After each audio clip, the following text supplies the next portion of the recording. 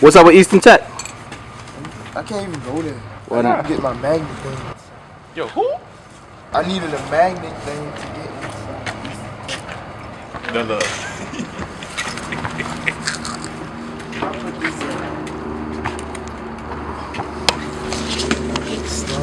Today is the equipment drop-off for the 2010 13 and under Rosedale Cowboys, the conclusion of a great season, but let's start with the beginning. The story of this team started with transition and the end of the 2009 season where the 9-11, 10-12, and 11-14 teams played in championship games with the same results, a second-place trophy. For the 10-12 Cowboys, the loss hurt because it was something that all of the coaches could foresee. 2009 team was a pretty good team. We just couldn't get over the hump, and I think the camaraderie towards the kids and the coaches wasn't really there. A rough situation. It was something that I could foresee early in the year when we were winning a lot of games. It was just the relationship between the coaching staff was just a relationship that you could see deteriorating day in and day out. All of us wasn't on the same page throughout the whole year, but our talent carried us all the way to the championship. Unfortunately, we didn't make it over that hump. It was mainly a situation with power struggle between the head coach at the time and the rest of the staff and philosophies. And when we were winning games, it worked fine, but you could see it coming to a head, and in that championship against Bowie, it really came to a head. It was a bad feeling, a bad taste in my mouth as a coach, definitely as a mentor to these young kids. And seeing that face down at the championship game it was a different world I ain't seen before. And it really hurt a lot to lose that game because I felt like the team was good enough, but us as coaches failed them. At the end of the season, program director Cheryl Hughes knew that change was needed for the program to improve overall, and with that need came an overhaul of coaches in the program and a change to the NYFL, a new upstart league. My name is Cheryl Hughes Red. I'm the program director for Rosedale Football and Cheer Program. I've been the program director there for the last 15 years. The reason why I decided to take our program to the National Youth Football League was because I wanted our kids to have a chance to play on a fair playing ground, that everyone would be equally in age and weight. The league that we left from, it was an unfair playing ground in my opinion, that some kids were older than the kids that they were playing against. I just wanted our kids to be able to compete, and I think they did very well this year. And I just felt as though some things needed to be cleaned up so we could give the kids some positive images of what we want them to do. And I think as black men, I had to have some positive black men in their lives for some of the kids who don't have black men in their lives. I think the way that these changes helped improve the program is we started to have more camaraderie with all of the coaches, and all the coaches were more focused on the development of the kids instead of their own egos. With the change of leagues, the remaining 10-12 staff had to shift to the 13 and under team. With this change, it gave the team the opportunity to bring back a lot of players from the previous 2009 runner-up team. The remaining staff also added more coaches to help with the task of winning the championship. As far as new coaches and certain in the coaching staff this year, I think it was a good fit for us. Everybody had their own put in. I felt pretty good about our new coaches this year. Unlike the 2009 season where there wasn't no consulting, this year it was a lot more consulting between us as a whole staff that was returning. You have a staff of me and TJ and Coach E put together already, and you bring on a Coach Corky.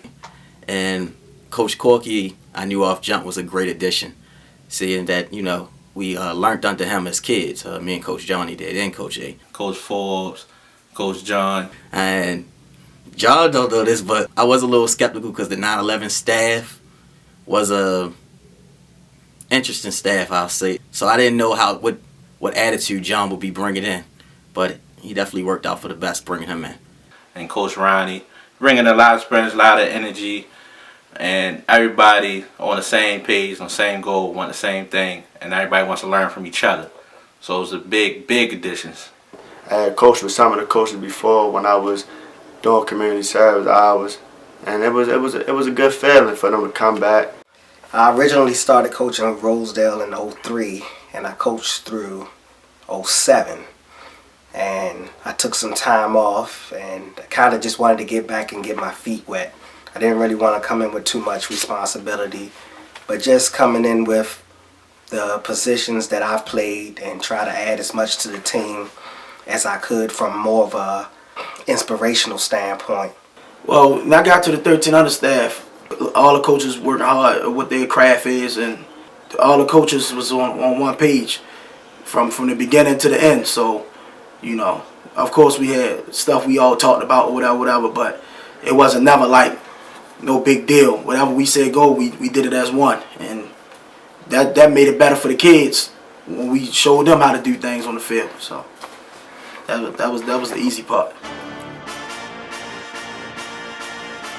Apply major pressure, my nigga. We've changed from 10 to 1300. We returned so many players, and looking at us on paper, I knew we would be very good. I didn't know if we could be special. I knew we would be very good. Well, in camp, I noticed that we had a lot of talent from day one. And throughout the spring and summer practice, I saw that talent developing and the relationships developing. We already knew that we was going to have a good team. It's just that we had to put it all together from the start to the end. And I was excited for some of the kids that was still been there at Rosedale for a few years to be under a staff like this to try to go to a championship. The team, nobody wanted to be the hero. Everybody just wanted to be a part, and everybody wanted to work hard.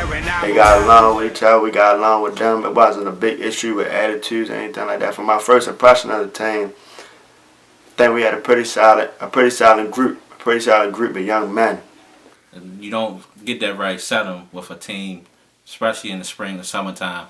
And those kids, those new kids especially, worked hard and just blending in with the rest of the veteran kids.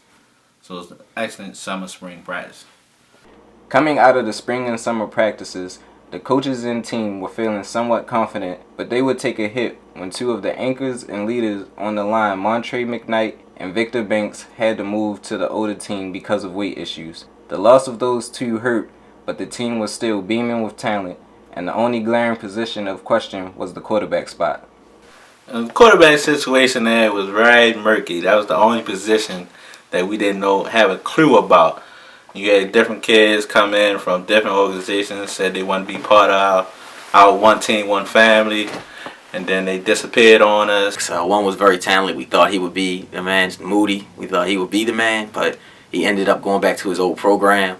And then, you know, we was trying out Donna Venable, who worked really hard.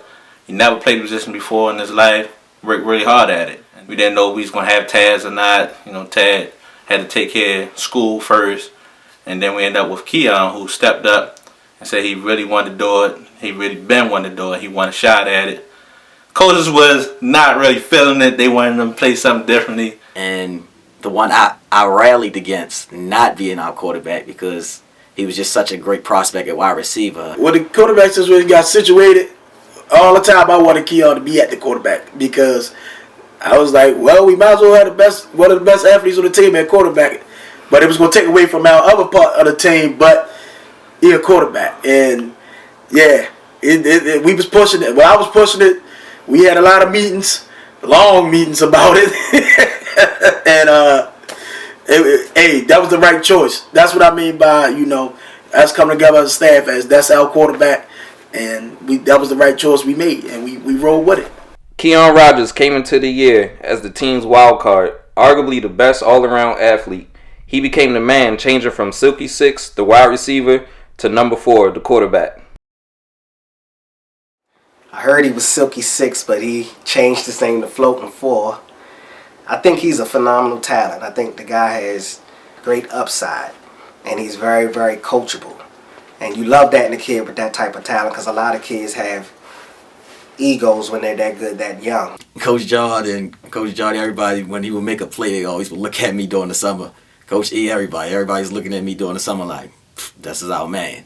I'm trying my best not to now acknowledge it, but it was Keon Rodgers who ended up being our quarterback. I think it took a little bit of time for him to step up and take charge and like be more vocal than what he was last year. Because he was there last year, he was really quiet. He was really a quiet person on the team, but I think this year he played a big role as far as far as a leadership role in leading our team. The brains of the team, and definitely the all-around leader on the team, and that's offense and defense. On offense, he was our quarterback, and on defense, he played our will linebacker. Called the offense, and on defense, man, we looked to when we needed to send out some information and get that data transferred to our kids. He was definitely the biggest and the best leader on the team, and just smooth demeanor, the way he carried himself on and off the field. And he's just a pleasure to be around. And him and Taz led us to the charge. After a strong showing in the scrimmage against the Edmonton Buccaneers, the team was ready for the season opener against the Glen Falls 49ers. I was pretty nervous because we were in a new league and I know nothing about these teams. So I really didn't know any history on how good they were in the past or anything. All I knew is that we had a pretty good team that I felt was ready to play. My emotions going into game one was kind of crazy because we had so many kids that can do some new things special. So it was, how can I spread this ball around so everybody can be happy? All I was just making sure they just executed what we taught them, and I knew what we taught them all summer. The kids worked hard. I felt like our team was strong, and I felt like we would be successful on the field. Looking at the competition across the field, I felt like that team just didn't know what they were about to get hit with.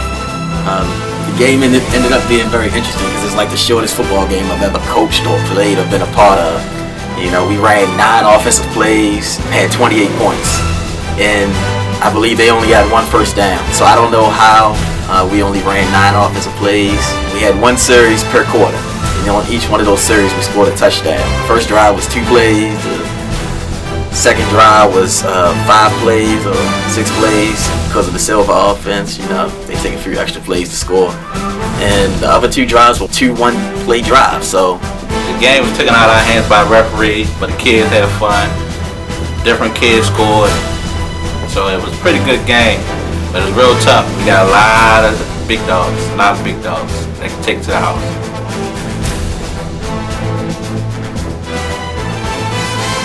Sean Finner, Tione James, Robert Murphy were dynamite all year long. The blue backfield was special. You know, they had their ups and downs, but as long as they was on the field, I knew we had a chance to win, whoever got the ball. Me being a running back coach and having to go one-on-one with my backs year in and year out, this is probably my most talented backfield that I've had up to date. And we've had some pretty good backfields. But the combination of Sean Finner, Tione James, and Robert Murphy was just dynamite backfield. And then you add Keon Rodgers as the quarterback, commanding the troops. Right, interesting group. All 4 of those kids are going to play somewhere in high school. All 4 of those kids love each other, treat each other like brothers, and look out for each other. All of them bring something different to the game. And all of them bring something different off season too. So those are my guys, really close to my heart. Love those guys. I mean, they were outstanding. I mean, you had Tione James, who at any time was a home run hitter and just your change-up man. You had Rob Murphy, who was Mr. Consistent and made all the big hard runs. It was like the quiet storm, never said a word, but really balled too. You know, still the youngest and still growing, but the biggest out of all of them. Rob was the power. He was the strength of our team. I felt actually he was the heart of the team, if you ask me. And you had Sean Fenner, who was our workhorse. You know, he was a special guy, but he balled in some moments and balled in championship game. And that guy has the ability to run you over or take to the house at any given moment. It's so funny when I think about Sean because me and him have always had our ups and downs, you know. And unknowingly to him, he's never known that me and Coach Johnny always played good cop and bad cop with him. And of course, I've always played the bad cop, and me and him have had many days where we were going back and forth. And unknowing to him is always just get out the best in him because he was just blessed with so much talent. And throughout the year, he developed as a young man and a leader. Sean Fenner, that's how you turn around a game. That's how you turn around a game. That's how you turn around. That's how you be a leader with that block you put on that board. Hey, way to lead the way, Sean. That's the way to lead the way. It's okay to cry. It's okay to cry, man. It's okay, Pop. Come here, Dave. That's the way you lead, Dave. That's the way you lead. Good job, man. I love it. That's the way you lead.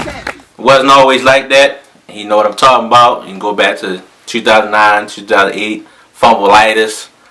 Coach TJ, the running back coach, in his ear, trying to get him to be better, and him not understanding that at that point in time.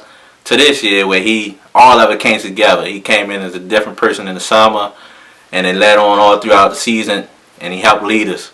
That's on the field and off the field.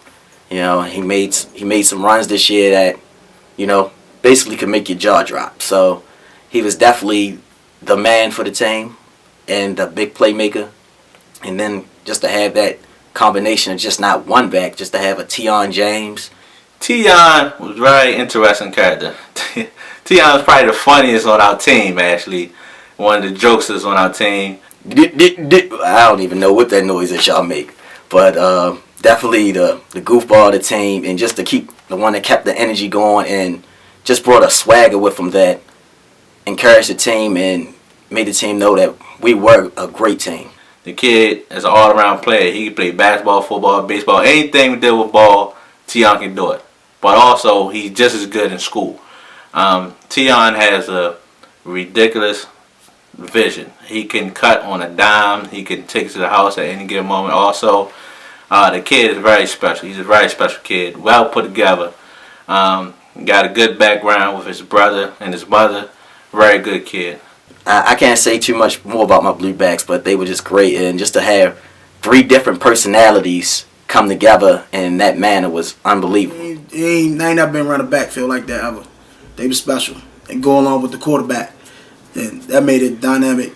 4 horsemen, as they called themselves. The next opponent, Central Maryland Titans, would also be soundly beaten by the Cowboys 26-0. Yeah, game 2 was real rough at the beginning. This team, Central Maryland Titans, fought with us hard. It gave us a tough battle. We'd had a great week of practice, and we really didn't know what to expect, seeing that they're all the way in Prince George's County. They had a couple good key players, and if we would have slacked up, if we weren't ready to play, they could have scored a couple touchdowns on us easy. Of course, I don't have to say too much about our defense. Best defense in Maryland, probably the whole country, and our age group. The defense stayed hard. We made a couple plays, and the offense got in rhythm and made a few plays. And what I remember from that game, I remember, you know, it being a situation early in the game concerning one of our players and the players getting the ball, how many touches they were getting. And it was just interesting because that first game, all the backs only had about 1 or 2 carries at the most. So it was amazing to me that we was already having a riff about, you know, touches. Keon came out. That was his coming out party. I think he scored 3 touchdowns. And we sort of ran away with the game, you know, just overpowered Central Maryland. Everybody from Sean Fenner to Rob, everybody had the ball. On defense, I remember running a 6-2. We ran a 6-2 hybrid. So I remember Keon making one heck of an interception where he dropped from in into the flats. As good as we were, and we came out, I believe it was 26-0. I felt like there was a lot to improve upon, and I felt like the team was a little bit overconfident from the previous victory. The ECM game was a win, but it felt like a loss. But a big reason for the win in this game was the bullies. Ibn Moore, Jordan Watson, Darnell Venable, along with the rest of the linemen and the team, really had to gut the game out for a win. Game 3. Game 3 against ECM at City College. We really started fighting our team. For me, it was a exciting game because we were going to City College, which was my high school where I played ball at, and great to be on alumni field. Of course, it was around September time, and we was hitting that end of the summer, but that Indian summer situation. I remember it being hot, and the field being that old beautiful dust bowl that I can remember when I was younger. After that, the beauty stopped because once we got on the field, ECM beat the crap out of us. I felt as though that was the first game where we were punched in the mouth early by the opponent. We played against a team that was really time enough for us, and just those kids pretty much beat us up physically, beat us yardage wise, everything across the board except for the number one thing, the score. It was a hard-fought game, could have went either way. We just made a play or 2 more than they made. It was just simple as that. And we kept our composure, we kept fighting to get back in the game and take the lead. And you could really see the character of that team starting that game. To keep fighting in that dub fight we had and come out on top with the victory. Jordan Watson made Play that changed the outcome. to give us the lead. You know, basically it was a big play game. You know, we had a big pass from Keon to Tione, and then we also had that big interception return by Jordan Watson that gave us the win. He really rose to the occasion. That was one of my proud moments during the course of the season, to watch a kid take information you give him and was able to put it on the field, and we came out triumphant. Defense pulled that one out for us. Offense struggled a lot of penalties, a lot of mistakes, but we overcame it. That's what great teams do. We overcame those. I think this game was one of my most proudest moments of our team, and I really felt like the team was developing. We knew that we were a special team, because just to have that much character and that much heart to play through and to still win the game when you're not playing at your best, it really showed character and the ability of a team and a function just to believe. So it was just a thrilling victory, and I still remember that when we found this. Big Jordan Watson snatching the ball out the air, bringing it home for us. Too bad Coach TJ ain't got that on camera, but he took to the house 50 yards, interception, game over. You can't beat us. You can join us. Well, the bullies was they was perfect gentlemen, but on the field they was nasty. Talk about 3 players on the team that I was really more hands-on with. They would knock you around the whole game, and you know, get everybody in order whenever they needed to. But as far as football wise, you can run their way and then on the defensive side, you couldn't run their way because they was gonna bring you down. And Coach TJ gave them the name the Bullies, and that's what everybody called them. That's what they was. It was a nickname I gave 3 of the bigger kids on our team. Evan, Jordan, Watson, and Donnell. And I felt as though these guys, they were really the glue to our team. They sacrificed. Because they couldn't play running back, they couldn't play wide receiver, and they couldn't play tight end. But they sacrificed the glamour positions and the glory skill positions to play on our offensive line. Because without an offensive line, you can't have a football team. It's the building block. And before anything, our offensive line needed to be strong and stout. They all had various talents, but Are very good guys. They're probably the most versatile on our team. I felt like they made plays in games that didn't show up on the highlights or necessarily showed up on the scoreboard. Evan's gonna be on somebody's TV in a few years. I think he's a smart football player, a nice physical, talented football player. And for him to be the size he is, he's definitely athletic. The boy got a perfect 3-point stance. He got a perfect move. He got a perfect bull rush move. And Jordan had the best hands on the football team. Yeah, everybody gonna say he's the tackle, but he had the best hands on the football team. The boy can catch a ball. As far as football, Jordan was a smart football player. He made smart plays at the right time. He ain't get too many crazy penalties or anything like that. He always plays smart. Their future is bright going on. And all Rosedale did was show them how to do different things and be at different positions and be a complete football player. Jordan and Donnell basically held down our defensive ends. I mean, plays all day. I mean, Jordan may have had about 6 or 7, 8 deflections. He had a couple interceptions. He's always Johnny on the spot and always around the ball. Probably 4 or 5 fumble recoveries. And when they move on, they're going to be able to do more than whatever they did 10 times better than what they did at Rosedale. And Donnell was just all over the place defensive wise. And by him playing that defensive end spot, he really felt it going down the season with the nice stretch we had against ECM. By them running that power sweep, he really felt a nice spot. Lights out when it came to hitting. I mean, we watched Donnell Venable lay some kids out this year and then talk trash to him after the play. Boy, special. He a baller.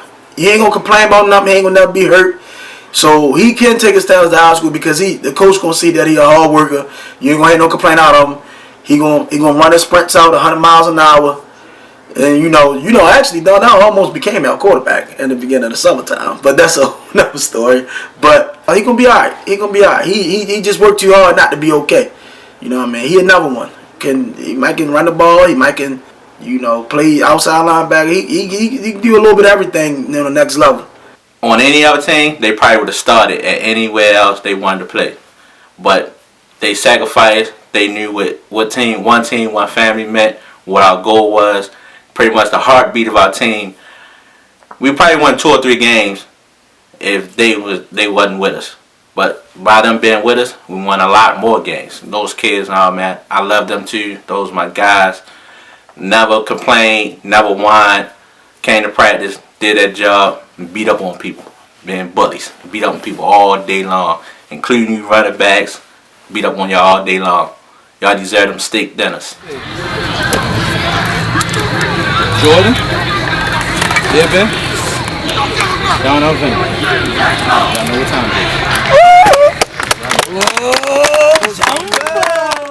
Playing both games against the Marlow Heights Hurricanes, one after the war against the ECM Soldiers in the second matchup with them on October 9th, 2010 for homecoming, were both big wins of 41-0. The second one was stopped at halftime. And these wins were great because it allowed the Silver offense to grow. When it came to Marlow Heights, we had to go down to Marlow Heights. Go down there the first game, and we didn't know what we was walking into, but we walked into a team that was, their 1300 just wasn't strongly represented, and they ended up, I believe, being the punching bag of the whole league for the most part. So it was just interesting and funny to have those guys down there talk so much trash. We too little, our kids small, they're not fast enough, we're not big enough. And it just excited our kids. They got mad. It got me mad. It was amazing to us as coaches who were saying, really? Your younger teams were doing well, but really? So we made it a point to go out there and beat them down. A lot of our kids got to play. A lot of our kids scored touchdowns, and we blow them out, but we didn't embarrass them. We were just picking up fumbles and running the ball in and doing stuff like that. My Silver offense, coming out party on them. We put up about 47 points on them guys. Benjamin almost scored. He got chased down at the 1 or 2 yard line. But Taz backed him up and did a quarterback sneak and scored. Malik had good runs. Marquise had good runs. It was just all out coming out party for our Silver offense, which made our team become complete. Now the homecoming game, it was like, the game was stopped at halftime. Just went out there and just took over the whole, just demolished the team. Night game, under the lights, band playing, crowd, big stands. You got everybody, outsiders coming back to watch us play. Everybody got their eyes on Rosedale. And it's actually the first game where we placed the stars on our kids' helmets, so. Their kids played. It's just that they just couldn't match up with us. They didn't lay down. We was just overpowering on them. It was 40-0, I believe, at halftime. 28-0 after the first quarter. Everybody got a chance to score again. Silver offense, Corey Newman with the long bomb. Eastside Corey Newman. It was definitely a great growing point for our kids. Not for our starters, but for our backups. Silver offense, oh my goodness. As far as the Silver basketball, they definitely improved on the season. Me being the running back coach, it was definitely an honor and a great privilege to coach the Silverbacks. I watched these kids improve day in and day out. You had little Marquise, you had Benjamin and Malik, or Maliki as Coach Ronnie called them, and the Tasmanian Devil at quarterback. You gotta love those guys. They had a lot of heart. Every week they came out and they gave their hardest, week in and week out. Those guys came a long way and got the good, the bad, and the ugly. We started off with Benjamin. Didn't quite get the concept of what his position called for as a 3-back, run hard and downhill. He wanted to do his own thing, even though he's slow as molasses. Wanted to make these cuts, fumble the ball. But like I said, at the end, he came out and he learned how to play the position and played it very well. You had Malik, who ended up being our 4, and he would pitter through the hole. And I said, I can just remember practices in and out saying, Malik, hit the hole. Malik, hit the hole. And I hit the hole, coach. Saying, Malik, you're not hitting the hole. You're baby stepping through the hole. Hit the hole. Malik, ladies man Malik. He felt as though he should have got a lot more playing time during the season, and he wasn't ready yet. But once again, during the season, much time put in work with Coach TJ, the running backs coach. A lot of time put work in. Malik came out on top, became a good ball player on the offensive side of the ball. And lastly, Marquise. Marquise, probably the smallest on our team. You know, Marquise scored a few times, and whenever he just took the ball out of the quarterback hand, and run left, right, up, down, anywhere he could find a space or crease, he would get there. But you know, that was like what he did. And then we had our little man, Taz. I'm the quarterback's coach. I didn't say that before, but I'm the quarterback's coach, and I work with Taz every day. Taz stayed the night at my house. Work with Taz all the time. Him and Keon, my quarterbacks. And Taz, he made a huge jump from 8-10, and that was a big move to come up to 13, and it showed a lot of guts on his part because he plays the position where the ball is in his hand every play. And Taz could be the best practice quarterback ever, but when he got in the game, Taz would get to play. But one thing about Taz, if he forgot to play, he know what to do to the ball. Run. He might run the wrong way, but he run. That kid has a lot of heart. And the best part about him was in our championship run, in the championship game, he was injured, ankle was hurting real bad. He got fell on because he's only 100 pounds, and he stayed in there and ran the offense to perfection. They gave us a second offense that we could count on to get out there and get first downs and to make plays. The growth was needed for all players, seeing that the first loss of the season against the Eastside Raiders had happened in big parts because of substitution problems. Eastside Raiders, game 1, battle 1. Eastside Raiders, my emotions and feelings towards the game, coming into the game, was all bottled up. I'm not a guy who runs my mouth or talk all the time, but the guy on the other side does a lot of talking. You know, both of us coming down, and we were number 1 and number 2 in the league coming into the game, and all time, off season, everywhere I seen him on the street, talk trash. His team is the best. His team this, and that, and the fourth. So it was a lot of built up emotions. The team was really geared towards intimidation. Everything they talked about was punishing our team. Our team wasn't tough enough. We were a finesse team. We weren't ready to play. Going down into their little hole, everyone in the league, everyone around town knew this was the game.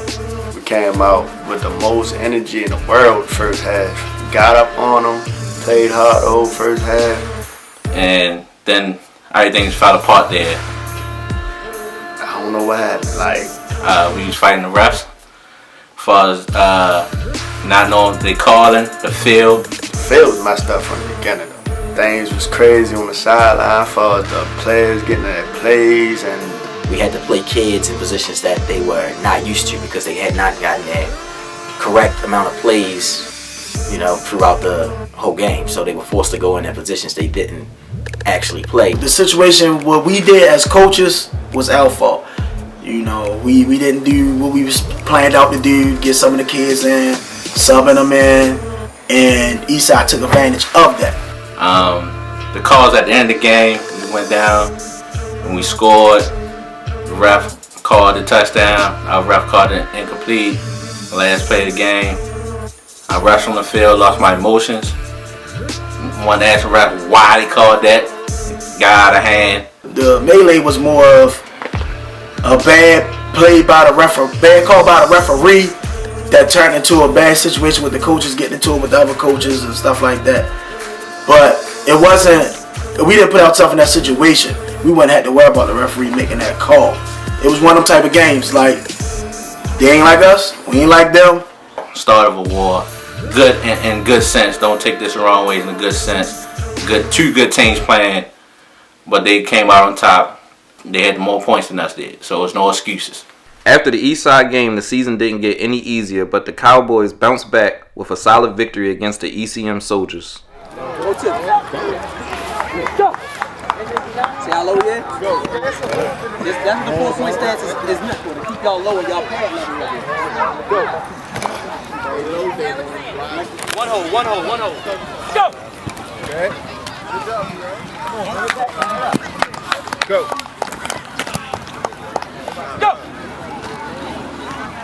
Go. Got it. Head up. Go. Head up. Yeah, big fella. Yeah. Clap it up, Bags. That's what I'm talking about, fellas. Stay in our house.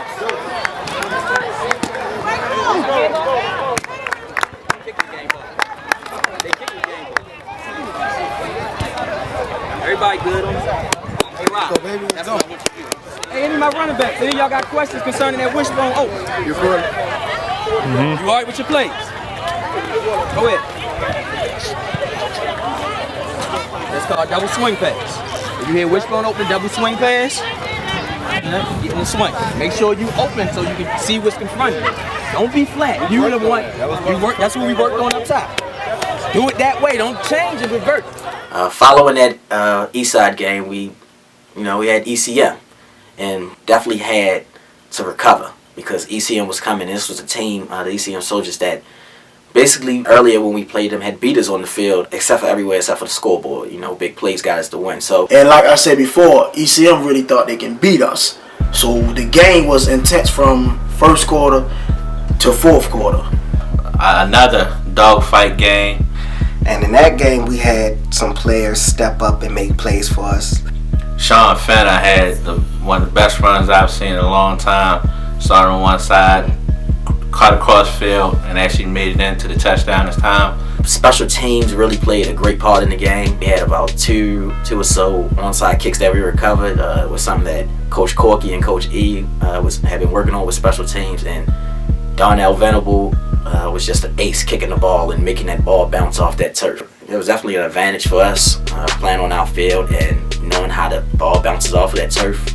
Going back and forth, of course they made plays, we made plays. Like Amir, as he closed out the game with the interception, I think his solid play in that game really saved us. My Luigi, Mr. Luigi. Amir Giddens shuts it down. Amir Giddens gets his interception. Probably was the play of the game because they had the ball back, driving to try to tie the score. And it was a play that me and him had been talking about, and I kept telling him they're coming back to that play. And if he's looking, he knows I was telling him the whole game. I said, Amir, they're going to run it. They're going to run it. They're going to throw that pass to number 8. He's going to look off. He's going to throw that pass to 8. Need you to make a play for me. And Amir, like he does, he shook his head and, yes, coach. And when he made the play, I sat there and smiled. I said, I told you, boy, it was coming.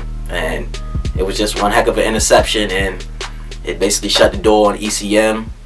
Offense did just enough to keep their offense off the field, but when they did get on the field, our defense shut it down. Our defense has been very, very powerful all year long, and they ended the game for us. Good coach. I feel good. Good work, gentlemen. Good work. I can go on.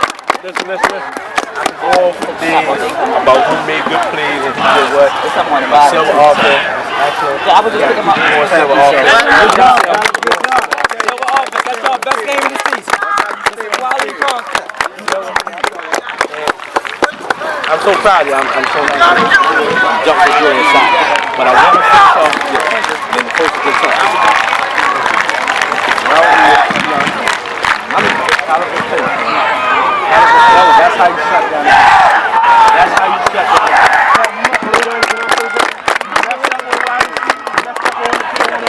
Came back and made it out.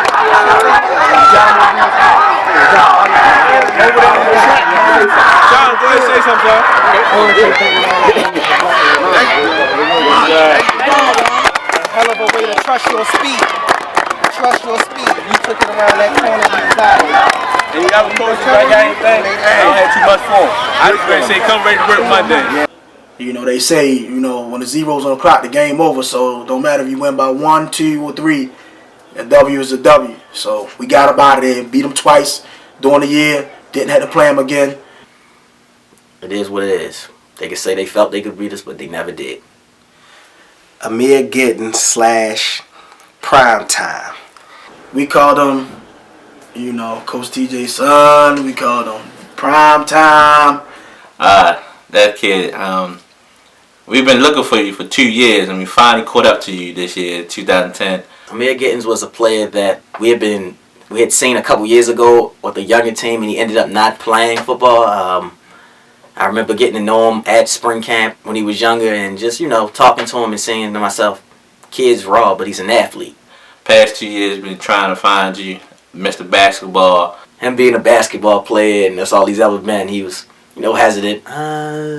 But when he got out there, he just loved the vibe. He loved the feeling of being out there. Never went out quarterback, tried out at quarterback, and it didn't really work out. We moved him over to wide receiver. Kid got excellent hands, played DB. As a cornerback, he steadily progressed on the course of the year. He was a guy at first that we felt was more of a finesse player. He made interceptions, but he was not going to stick his head in there. If you was running the ball, he would get in on the tackle, but he definitely was not the one to initiate the contact. But as the year went on, Amir started to get a little bit more confident, and he had a run in the playoffs where he was really, really, really good for us. He had a couple of mishaps on off the field. And like we say, we're coaches on and off the field. So it was a point in the season where Amir was about to get pulled off the team. We had found out Him and his buddies allegedly smoking Newports. His mama was ready to take him off the team. I guess everybody experiments something. Well, that was his demon. He tried his hand in cigarettes, and he claims he didn't smoke it. Only you and your friends know if you smoked the cigarette, so we'll leave it at that. But when we found out about it, I'm sitting here saying to myself, "Fugs? Really? Cigarettes?" So on the team, we started calling him Newport. We called him Mr. Newport, and he hated it. We punished him. He came back to practice, crabbed about 1,000,000 times. Anybody knows about crabbing. They know what crabbing is all about. And basically had to sit down and talk with him. And that's what we do as coaches. We're not only coaches, we're mentors. And talk to him about the decisions you make in life. And I think he got the point on where we was coming from and where his mom was coming from. And as a PSA, Amir, just say no. Just say no to Newports. No cigarettes. It's not for you. After homecoming against Marlow Heights, the Cowboys had to travel to Central Maryland for their second showdown with the Titans. The team won 27-7, but it was a sloppy game. Hey, game 2, Central Maryland Titans. That was a tough one there. Went down there to play in their house. Offense struggled a lot. We couldn't get the ball. We couldn't get our own way. It was a sloppy, uncharacteristic game for us. I think we were riding high after the ECM game, and I think the kids really didn't feel that Central Maryland Titans could play with them. Miss had fumbles, interceptions, Taz run the wrong way. We had a wide open play for Nick. Taz ran the wrong way, then came back the other way, still missed Nick. It was a tough game for us. I was leaning on my quarterbacks. They wasn't doing what they supposed to do, take charge of the team. It was just an all-around bad game, but we scored 27 points. Last play of the game, they get the ball. Central Maryland Titans score a long run. That really pissed P does off. The whole game was a train wreck, and I remember after the game, us really leaning into the kids and saying, y'all, our time for first, and if y'all play this way against the East Side, when y'all see them again, y'all will lose. It's just a tough game there, but we still pulled out the W. They felt embarrassed about the way they played. Even though we won 27-7, I remember kids from the younger teams asking our players, "Did y'all lose?" And it was just the mentality of our team. So it was just funny to me to have kids asking us, "Did we lose?" A few studs for this team and funny guys were Deshaun Bobby Boucher Taylor, who was the motor of the defense playing nose guard and one of the most physical linemen on the team. The other was Tom Cruise, better known as Nick Carver, who also had a knack for making big tackles and key plays. Bobby Boucher, Deshaun Taylor. I never knew the kid's name until this year that his name was Deshaun. I always know him as Bobby Boucher. Bobby Boucher. I never called the boy Deshaun ever since I met him. The kid, he gets in the zone when it's game time. He gets in the zone and he cannot be stopped. He's the defense. He's Haloti Nada. Cannot be stopped at all. Cannot be blocked by 2, 3, 4 people. besides from Tione, probably our other comedian on our team, and he was the anchor. I'd say he was the anchor on that defensive line and on the defense. I mean, he causes havoc in that middle. He also played a lot. Most interesting player on the team, and in my eyes, when it was time to play, he could be pretty dominant. I mean, there was times where teams couldn't get the ball off because he just forced the center into the backfield play after play. Swim move, spin move, every defensive move on the line you needed, Bobby had it. Off the field, one of the kids stay over my house every weekend. man, that boy was just crazy. He get with his crew, and they just get it in dirt and all that other stuff, and make songs up, and cause he always so happy and all in your face and getting on your nerves and asking you this question, that question. But man, that's my player. You always the one on your team, man. Bobby, he's a great asset to somebody's team. And he also had the personality and character to go along with it.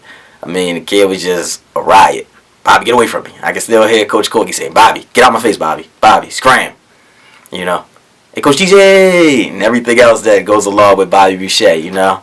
Him breaking Coach Johnny's TV with the Wii remote. How do you let the Wii remote fly off and hit the 40-inch screen TV? The world will never know, but...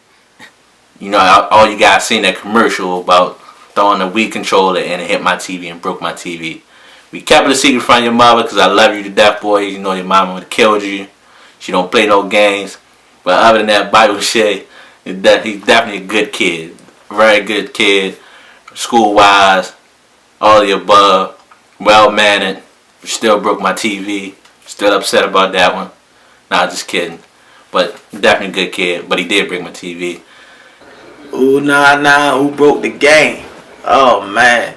Oh, nah, what's my name? Oh, nah, what's my name?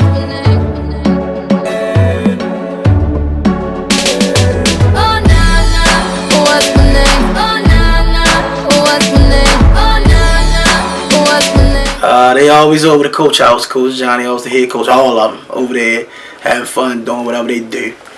We come back from a game together, actually at a football game, and the video game is broke on the floor. They made up a song, ooh nah, who broke the game, ooh nah, who broke the TV. Man, them kids, man, they make up. They got 1,000 songs and 1,000 sayings, and they had you laughing all day long. You know, Bobby was one of the kids I really loved to watch play, and I just love to have around because, you know, he's just the pure essence of being a young kid. And and his future in this game is going to be bright. But yeah, you broke my TV, Boucher. Other than that, excellent player. Nick Tom Cruise Carver. Great kid, another great kid. Always around the ball. He never makes the big highlight plays, but when you look at the footage, he was always around the ball.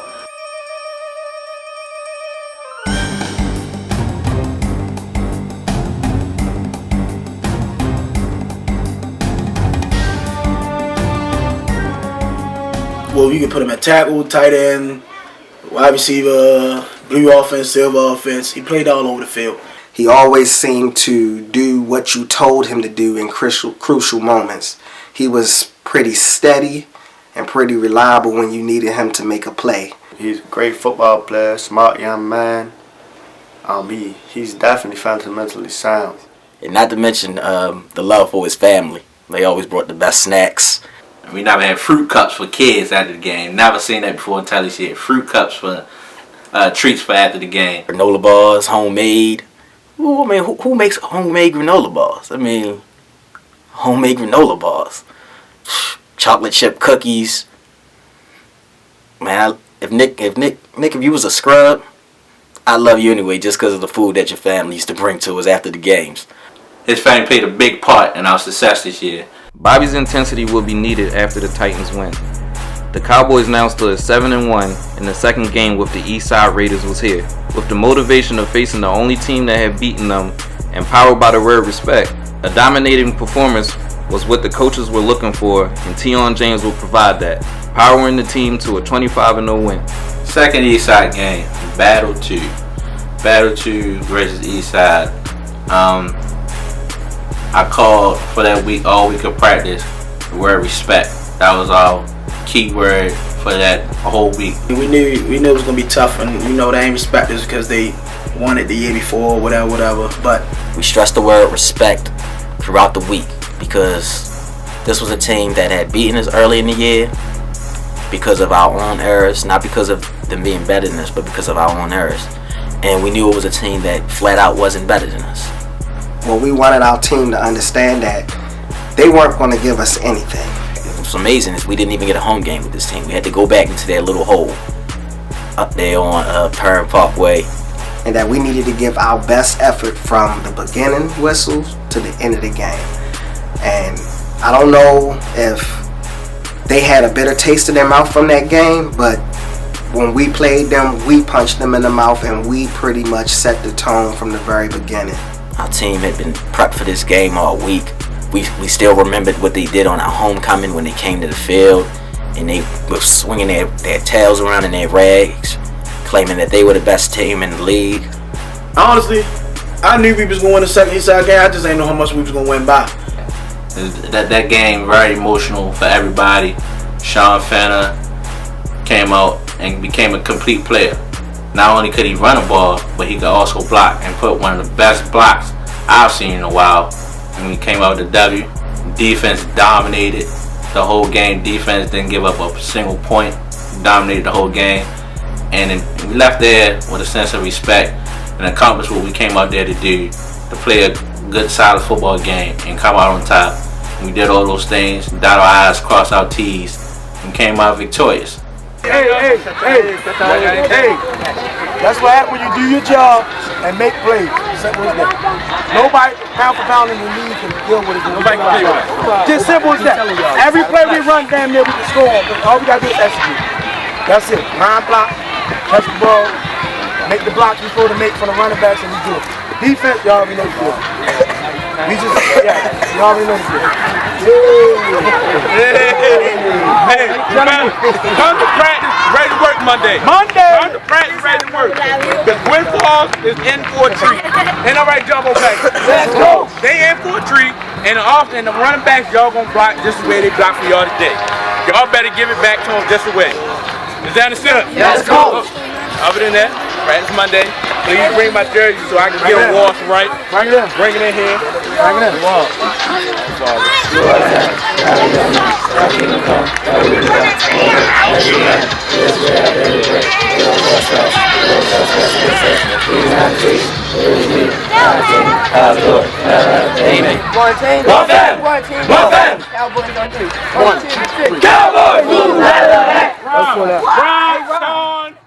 After the biggest win of the year, the season finale placed the Cowboys right back where they started versus the Gwynn Falls 49ers. The team would destroy the 49ers 37-0 with the defense pitching their 6th shutout of the year.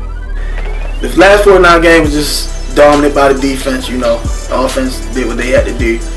And to show the respect that we had for our bullies, we put in a package called Jumbo. To start off, the lineman got that chance to play in the backfield. Which is Eben in the backfield, Jordan Watson, Donna Venable, and we added Showtime, Mike Powell to the mix. And we let those guys get the ball and run. So they earned it. They blocked all year for the blue backs, the silver backs, whoever was in the backfield at that time. Let everybody see that we're not just a 4 or 5 man team. We had a 25 man team.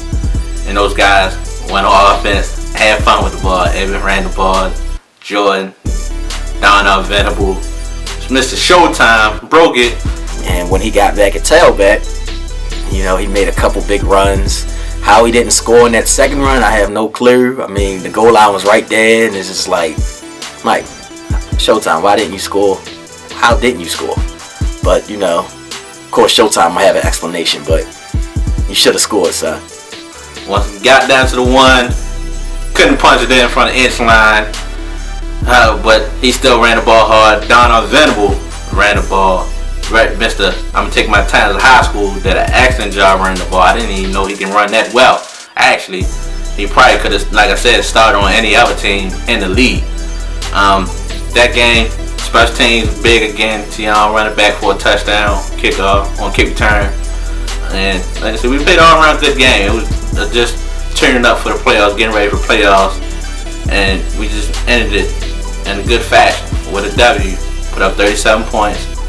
Defense shut it down again. They had a big quarterback, big old kid. I don't know how old he was, but they was hitting him. They hurt him. But you know, they just attacked him. They stopped the game, but you know, our kids play good. They play good. They did they supposed to do. A lot of other kids got in the game. Shout out to John and Coach TJ with that defense. He did an excellent job that game. That game really solidified us and getting us ready for the playoffs. The defense of the 13 and under Cowboys was dominating all year, and it was made up of many great players working as a unit and everyone doing their job. From the bullies to the bookends, the ticks, and the three horsemen who played linebacker. That's the only way you're going to get there. Keep your feet moving, nobody can block you, keep your hands out in front of you, and get that thing from the backside. He's going to keep you pushed in. The front side linebacker in the end. There we go, keep it contained. But the backside linebacker, you got to get in there and crash and make the play. They only beating you on one play. The defense was put together very nice because me and Coach TJ always had, you know, the chemistry or whatever to do. Whether we was going to blitz, whether we ain't going to blitz, who was going to play, who wasn't going to play. Defense this year was definitely a unit to be fed. I mean, I knew it was going to be hard for us to get scored on.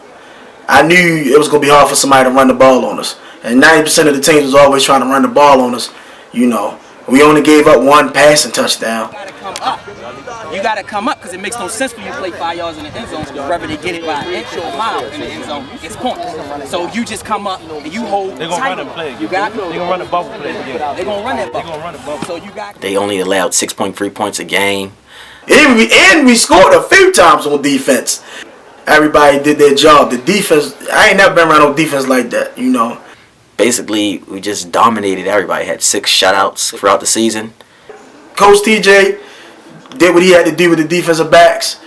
Coach Cork and them did their linebackers. Coach E did what he had to do with the defensive line. And man, Coach TJ just put it all together as a one unit. And it was just a joy to put in different defensive packages and knowing that they were smart enough to pick up the concepts and really master them and dominate with them. And we just rolled. We were just clicking every Saturday, whether it was somebody scored on us or not. We were the baddest sun guns going out on the field in the state of Maryland. We did our thing, you know. And the kids was they was the 11 wolves as we call them. Yeah, man. So they never left the field. They played great. 1, 2, 3. Cowboys! Ooh, Talk about my wide receivers, Jawan, Alexander Lang, and Eastside Corey. These 3 guys, man, all personality. All of them bring to you is comedy. Corey is just a football player. I mean, this guy, he comes in and he just, whatever you want him to do, he's on it. Whatever you need from him, he's on it. And I remember his very first touchdown against Marlow Heights. When he caught the ball, he was so excited he skipped all the way to the end zone. Man, Eastside Corey. Eastside Corey, a.k.a. Corey Newman. Eastside Corey is a very interesting character. This kid, he didn't like what position we put him at when he first came out there. So he used to hide before practice, hide behind cars. His uncle got to chase him around just to come to practice. But he in the summer, from the summer till now, he missed like 2 months of practice. We didn't even know we forgot all about him. And then he just showed up out the blue. Like, he been at Eastside Corey. Yeah, we gave him a count of the shoulder pass, and he was hitting everything. But he was definitely a person that we really needed on the team because he wouldn't take nothing from anybody here. He was that tough motivator for everybody else. Nobody ain't played with him on the team. All that joking and playing I told you about, all the kids you used to do earlier, everybody played with Eastside Corey. And Jawan Hampton, he brought a football to practice every day, but this boy could not catch a cold in the refrigerator. But during the course of the season, I watched Jawan and Alexander really work hard at becoming better receivers and really taking heed to what the coaches had to say. Well, Alexander Lane, he been sick the whole season, but, you know, he was part of our team. he was part of our team, though, you know. So, you know, we called him, you know, I mean, Alexander Lane, man. What we called him? Mr. Lane, Alexander Lane, yeah. These guys were not really familiar with the position coming into the season, but as the year went on, they really you started to see progression over the course of the weeks, and I was proud to be able to coach all three of these guys. Offense overall for the whole season, very productive. But we had 15 people on our team score a touchdown. Side of 27 kids, 15 of them scored a touchdown, and I can't take all that credit for that. That offensive line, those kids put in that work too. Well, my man Big B, Brandon was a big cog on the team. He held down the center position, you know. At the beginning of the season, Brandon didn't want to even play center. And he was like, can I play right tackle or right guard or left guard? And I was like, Brandon, if you want to be on the field, you're going to play center. And at that point afterwards, Brandon got himself together. And Brandon was definitely one of the men on defense that made plays with sacks.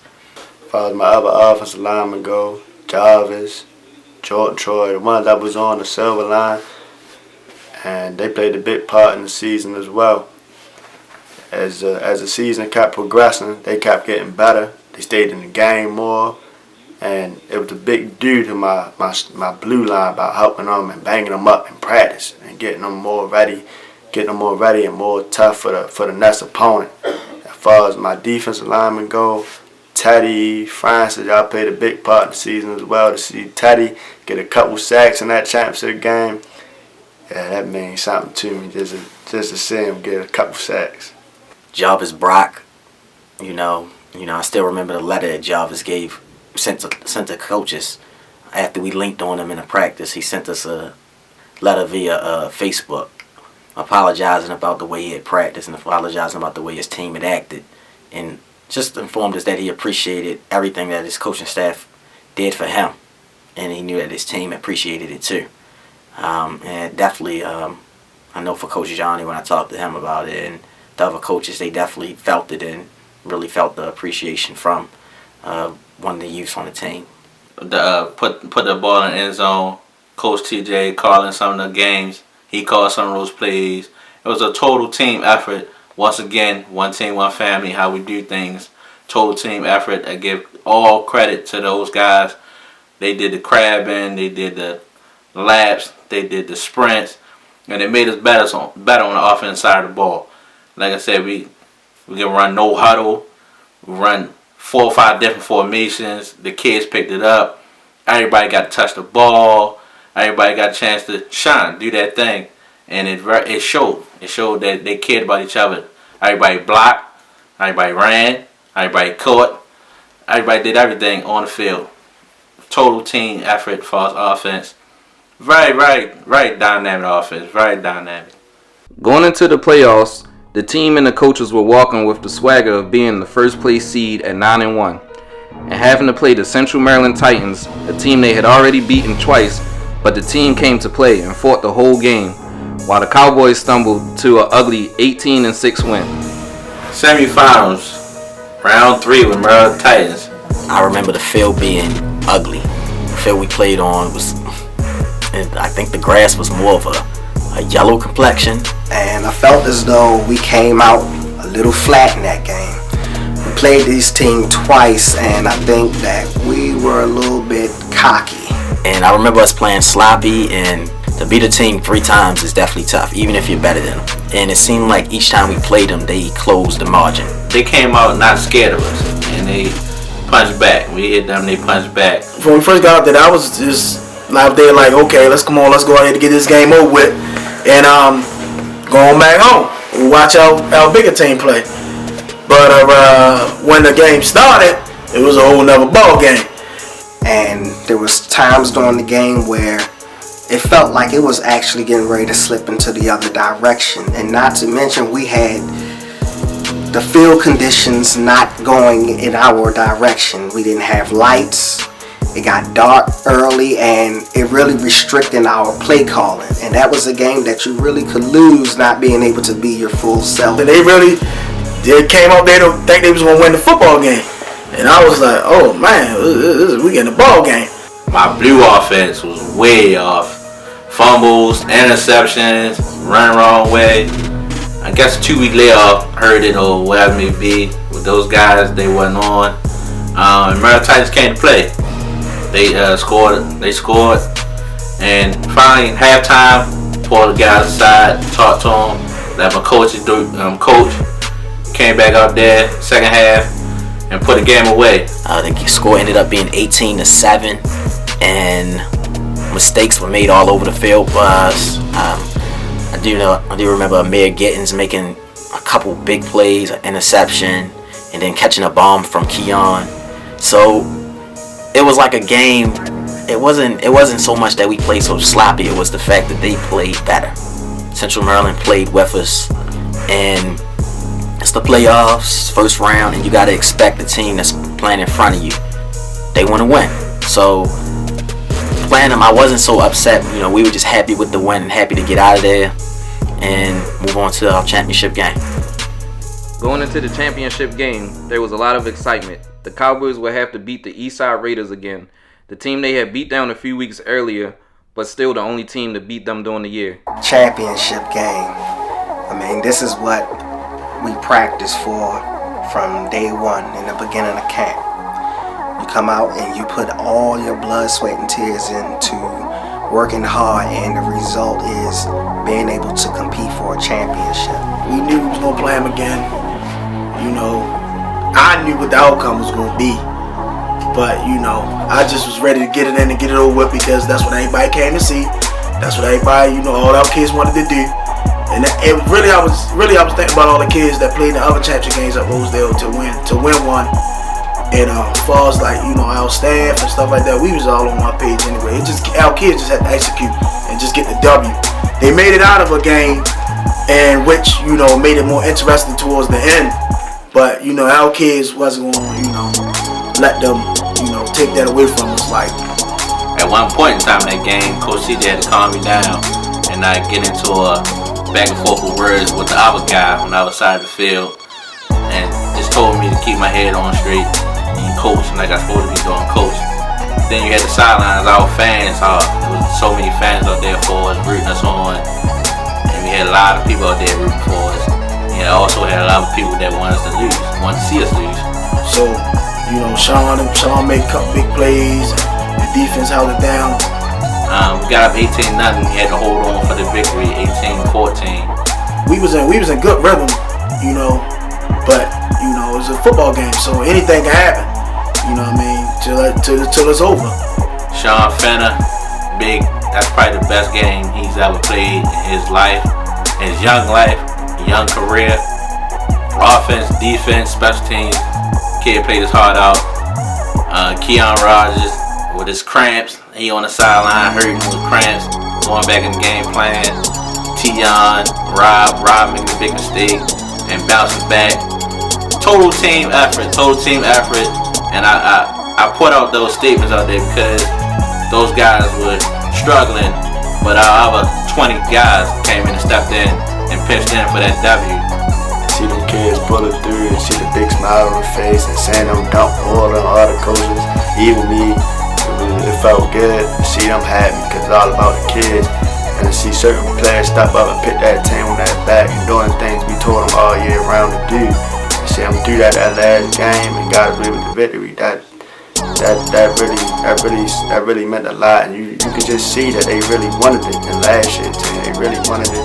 Everybody was coming to practice. Everybody was paying attention that whole week, listening to what every coach was saying, what every coach was throwing to the table that whole week in that game. And that Sunday, how focused they was before the game, before the weigh-in, everything. It showed it in their eyes how much they wanted, how much they desired to hold the trophy up. After winning the 2010 NYFL Championship, the Rosedale Cowboys will go on to Nashville, Tennessee to compete in the battle at Rocky Top Nationals, facing off against teams from other states. The team, while undersized against these teams, did well, going 1-1 and tied for third place. This 2010 team was special because of their desire to win on and off the field. What made this 2010 team special was the unique collaboration of personalities. I mean, we had some kids that were really, really laid back. We had some kids that were really, really outgoing. And during the course of the year, you started to see the kids come more and more together as a unit. They really were divided at first. They really had their groups and their favorites. For no personal reason at all, it was just the fact that they knew the other guy longer. And I felt like this team was able to really connect, coaching staff and all. Egos to the side, we all had one common goal, and that was to work our tails off and win a championship, and I think we did that. We did a great job this year. The 2010 championship 13U Rosedale team was special because from day one, we just had to put some things in place. All the coaches got on one page, and once we got the ball rolling with the kids and the parents, you know, the organization was behind us, and we was ready to roll.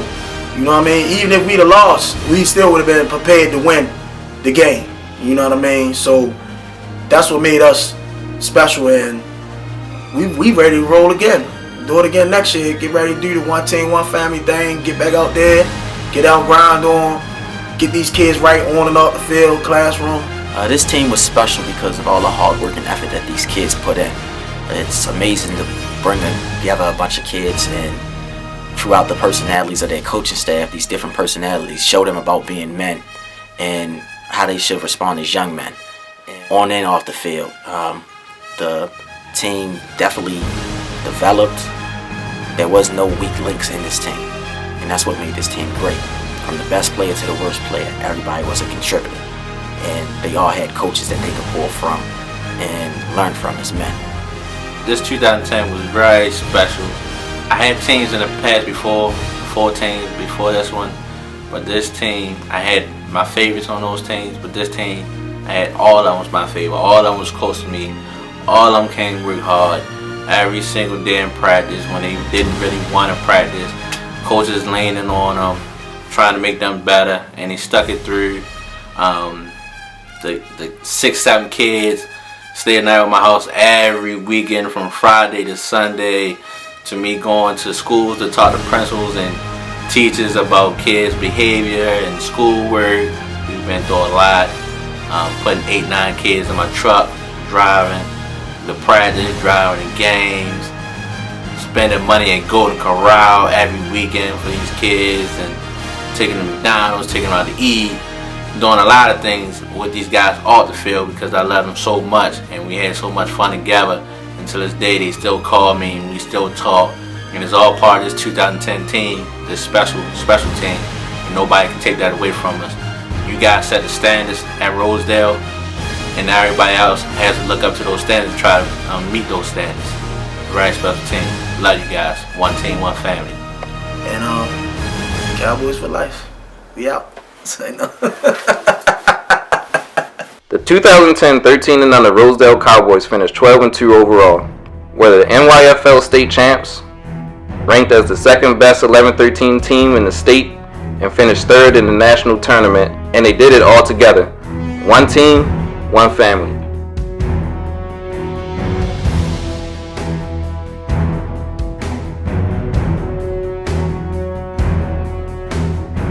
Let's play on the team with a blue helmet.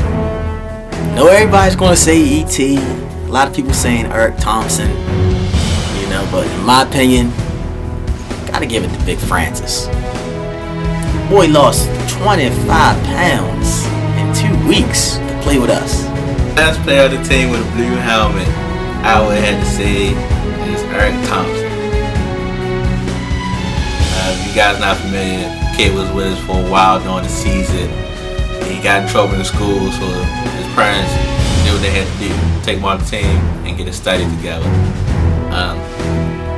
Kid's funny. 100 pounds soaking wet, about 5 foot tall. Couldn't catch a cold, couldn't do nothing right, but the kid still came out there every day.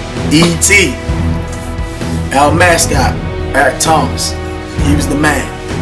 He had a blue helmet and Chuck Taylors every day in practice. He kept us laughing. I mean, you know, he would tell us, we would have hitting drills. He would tell us, Coach, I'd have stayed home if I knew we was going to be hitting today. But he was the man. He was the best kid in the blue helmet though. They started taking it easy on him though. So, E.T. got in trouble in school, so we lost him. But he was the best kid in the blue helmet.